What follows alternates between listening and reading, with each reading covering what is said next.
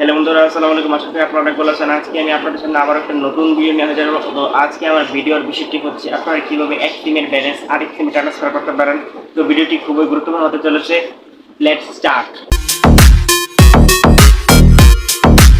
তো বন্ধুরা, ভিডিওর শুরুতে আমি এখন আপনাদেরকে আমার ফোনের স্ক্রিনে নিয়ে যাব এবং সেখানে দেখিয়ে দিব যে আসলে কীভাবে আপনারা এক সিম থেকে আরেক সিমে ব্যালেন্স ট্রান্সফার করতে পারেন। তো আমি আগে একটি কথা বলে রাখি, এটি শুধু গ্রামীণ থেকে গ্রামীণে প্রযোজ্য হবে। গ্রামীণ থেকে বাংলালিংক কিংবা গ্রামীণ থেকে রবি, গ্রামীণ থেকে এয়ারটেল এগুলো তো হবে না। তো বন্ধুরা, আমরা এখন গুণ স্ক্রিনে চলে যাই।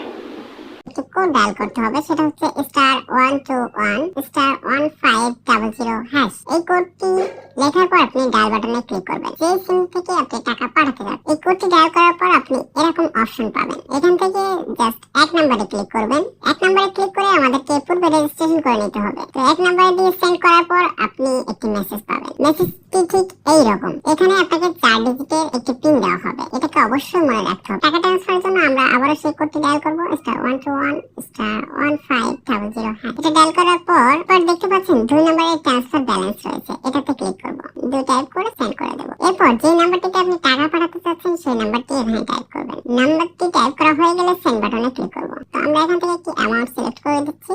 এরপর আপনি যে পিনটি পেয়েছিলেন সেই পিনটি এখানে দিয়ে দিবেন। এরপর সেন্ডে ক্লিক করবেন।